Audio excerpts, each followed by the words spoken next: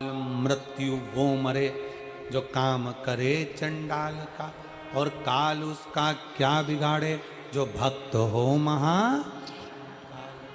क्यों डरना, किस लिए डरना? शिव पर भरोसा करो और जन्म लो। शंकर पर भरोसा कर कर बच्चे ने जन्म लिया। काल कहीं मुझे ग्रास ना कर जाए तो भय लगा, काल कहीं ग्रास ना कर जाए तो भय लगा, और उस बच्चे का नाम उसके पिताजी ने कालभीति रख दिया। क्या नाम रखा है? कालभीति। नाम रख दिया कालभीति। धीरे धीरे बच्चा बड़ा हो गया, तीर्थ की यात्रा के लिए निकल गया। तीर्थ यात्रा कर कर आया तो एक बेलपत्री के वृक्ष के नीचे बैठ गया। बेलपत्री के वृक्ष के नीचे बैठकर उसने भगवान शंकर के एक शिवलिंग का निर्माण कर कर उसकी पूजन करना प्रारंभ कर दिया। बेलपत्र के वृक्ष के नीचे बैठा।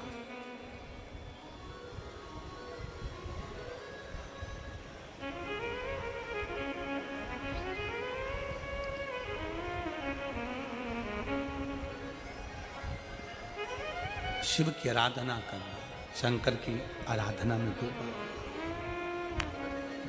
और शंभु शरने पड़ी, मांगू घड़ी रे घड़ी, दुख काटो दया करी ने दर्शन। भगवान शंकर की कथा कहती है, भगवान शंकर का संवाद कहता है, पूरी पृथ्वी पर 20,600 पवित्र नदियां हैं। पूरे संसार में भारत की भूमि पर, पूरी पृथ्वी पर 20,600 पवित्र नदियां हैं। आप में से कितनी माताएं बैठी हैं, कितने भाई बैठे हैं, कितनी जीजियां, कितने जीजा, कितने बेटियां, कितने बेटे बैठे हैं जिन्होंने 20,600 पवित्र नदी का स्नान करा? 20,600 नदी का स्नान जिसने करा, किसी ने करा नहीं। कोई हमसे पूछे तो हम भी मना कर दे। अजब, पूरी पृथ्वी पर 20,600 पवित्र नदियां हैं। 20,600 पवित्र नदी होने पर हमने, आपने अगर स्नान भी करा होगा तो 5 नदी, 10 नदी, 15 नदी, 20 नदी, 25 नदी, 50 नदी, इतनी नदियों का स्नान करा होगा। पर 20,600 पवित्र नदियों का स्नान हम नहीं करे होंगे। और हो सकता है फरीदाबाद की जीजियों ने कर लिया हो तो बात दूसरी।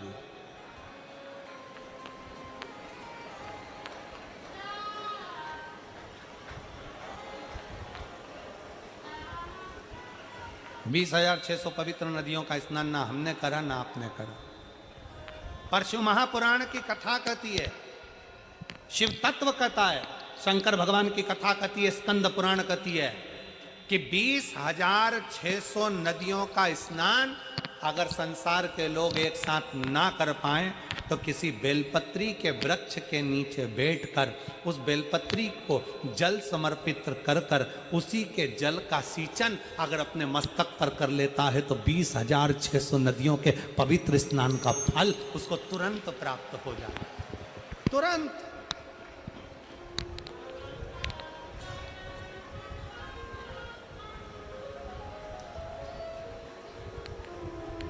अब कोई हमसे पूछे कि तुमने 20,600 नदियों का स्नान करा है, तो हम कह देंगे हाँ हमने करा है। और आप में भी कई जीजियां बैठी हैं, कई जीजा बैठे हैं जो बेलपत्री के पेड़ के नीचे जल चढ़ाने गए होंगे। बोलो बोलो कौन कौन गया है, जरा गए हो ना? तो अब तुमसे कोई कहे ना कि तुमने 20,600 नदियां हैं भारत की भूमि पर, 20,600 पवित्र नदियां हैं भारत की भूमि पर, तुमने उसमें स्नान करा, तो बिल्कुल छाती ठोक कर कहना हाँ हमने 20,600 नदियों का स्नान करा है। कब करा? तो कहना बेलपत्री के वृक्ष के नीचे जल चढ़ाया, उसी जल को अपने ऊपर छींट लिया, मतलब 20,600 नदियों का स्नान हमारा उसी पल उसी घड़ हो गया, उसी घड़ी हो गया।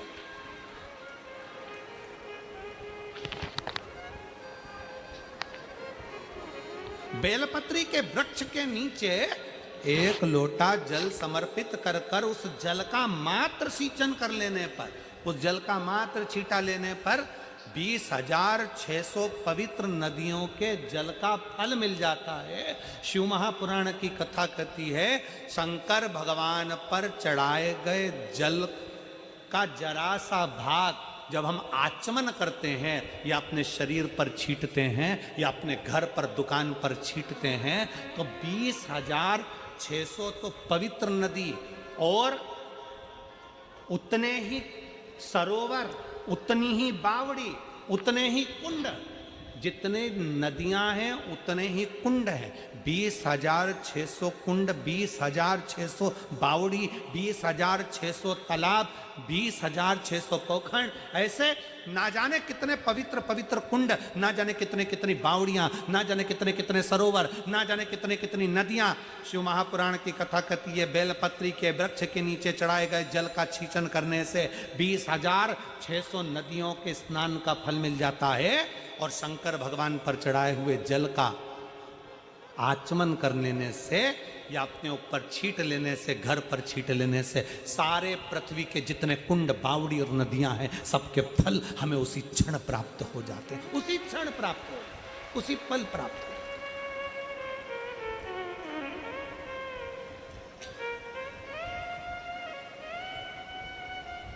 इसीलिए कहते हैं सारे तीर्थ धाम आपके चरणों में, हे भोलेनाथ प्रणाम आपके चरणों में। सारे तीर्थ धाम आपके चरणों में, हे भोलेनाथ प्रणाम आपके चरणों। सारे तीर्थ, सारे पुण्य मेरे शंकर के पास है। 33 कोटि देवता शिव के पास।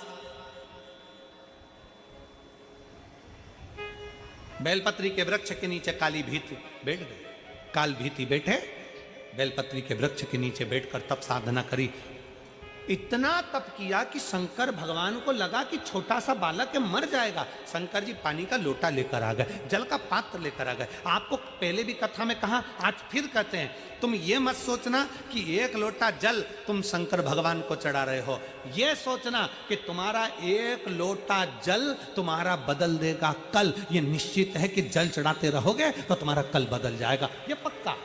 एक पत्र है की बातें चल रही हैं, अपनी अपनी बातें हैं, अपने अपने हिसाब से चल रही।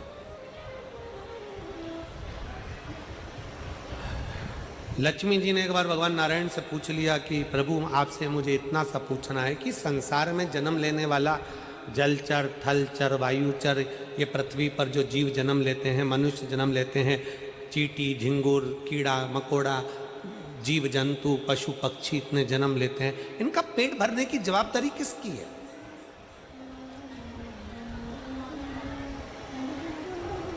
इनका पेट कौन भरेगा? भगवान नारायण ने बड़े मुस्कुराकर ब्रह्मा जी को साक्षी रखकर कहा कि सुनो, जो प्रश्न तुम मुझसे कर रही हो वही ब्रह्माणी ने ब्रह्मा जी से करा है और वही प्रश्न लक्ष्मी जी तुमने मुझसे करा। सुनो लक्ष्मी, मैं बैकुंठ का निवासी हूं, स्वर्ग मेरे हिस्से का है। मैं स्वर्ग में रहता हूं, बैकुंठ में रहता हूं, गौलोक धाम में रहता हूं। ये पवित्र भूमि मेरी है, यहां जो आएगा उसका भरण पोषण मैं करूंगा।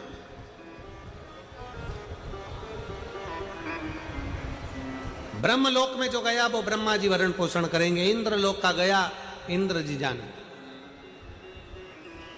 मृत्यु लोक, पृथ्वी किसका है? मृत्यु लोक का देव कौन है? देव अधिदेव महादेव। भगवान नारायण ने लक्ष्मी जी से कहा कि पृथ्वी का जो स्वामी है भगवान शंकर, पृथ्वी पर मृत्युलोक में विश्वनाथ कहलाते। सबका भरण पोषण करना, सबका भोजन की व्यवस्था करना, जीव जंतु 84 लाख जो योनियां हैं, इन योनियों के भोजन की व्यवस्था, रहने की व्यवस्था, खाने की व्यवस्था, इनको सारी व्यवस्था देना ये भगवान शंकर का काम, शिव जी का काम।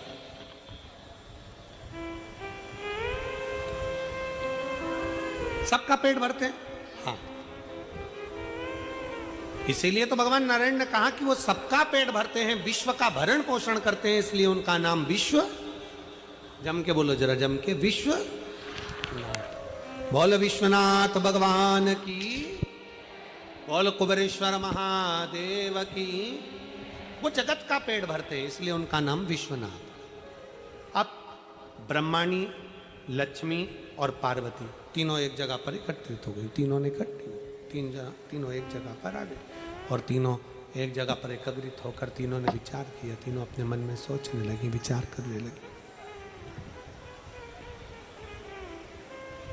शंकर भगवान नेत्र बंद करके बैठे रहते हैं, शिव जी अपनी आंखें बंद कर कर बैठे रहते हैं, तो फिर विश्व का भरण पोषण कैसे होता है?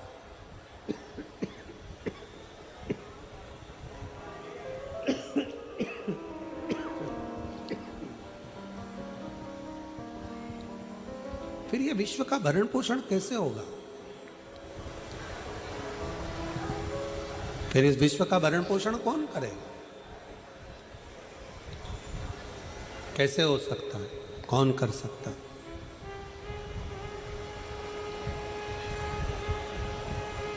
लक्ष्मी जी, ब्रह्माणी और पार्वती तीनों ने मिलकर एक विचार करा कि अब हमें एक बार विचार करते हैं कि शिव जी की एक छोटी सी परीक्षा करते हैं कि आखिर ये पेट कैसे भर देते हैं, सबका भरण पोषण कैसे कर देते हैं।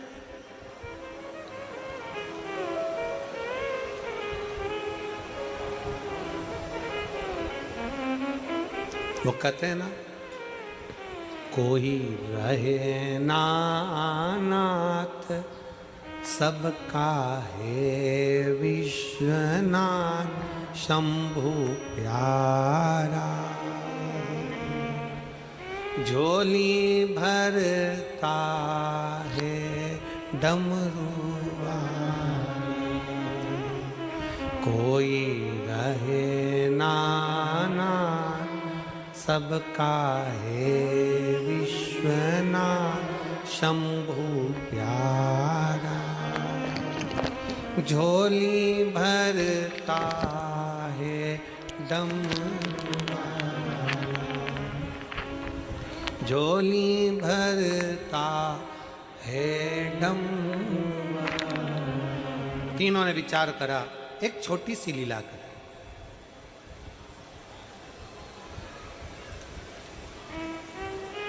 तीनों ने 4 चींटी पकड़ी। पार्वती, लक्ष्मी और सरस्वती ने, ब्रह्माणी ने 4 चींटियां पकड़ी। 4 चींटी को पकड़कर एक डब्बी में बंद कर दिया। चारों चींटी को एक डब्बी में बंद करा और रख दिया। लक्ष्मी जी भगवान नारायण को भोजन कराने लगी, ब्रह्माणी ब्रह्मा जी को भोजन कराने लगी, पार्वती जी शिव जी को भोजन कराने। भगवान नारायण ने जैसे ही रोटी का एक ग्रास मेरे नारायण ने तोड़कर भोजन करने के लिए मुख में लिया, तो लक्ष्मी जी ने आवाज लगाकर कहा, प्रभु तुम भोजन कर रहे हो? 4 भक्त भूखे हैं पृथ्वी पर और तुम भोजन कर रहे हो? ब्रह्माणी ने ब्रह्मा जी से कहा कि 4 भक्त भूखे हैं और ब्रह्मा जी तुम भोजन कर रहे हो? आप तो कहते हो कि जगत के सब भोजन कर लेते हैं तब आप भोजन करते हो और आप भोजन कर रहे हो। नारायण ने मन में सोचा कि ऐसा हो ही नहीं सकता कि पृथ्वी पर कोई भूखा रह जाए, हो ही नहीं सकता। तुरंत लक्ष्मी जी बोली, मुझे मालूम है 4 भक्त भूखे हैं। ब्रह्माणी कहती है ब्रह्मा जी से, मुझे मालूम है 4 भक्त भूखे हैं। चलो, भगवान नारायण उठे, लक्ष्मी जी को साथ लिया, ब्रह्मा जी उठे, ब्रह्माणी को साथ लिया। जरा शंकर जी से पूछते हैं कि पृथ्वी पर व्यक्ति भूखा क्यों है? वैसे तो शंकर भगवान किसी को भूखा रख नहीं सकते क्योंकि उनका नाम विश्वनाथ है।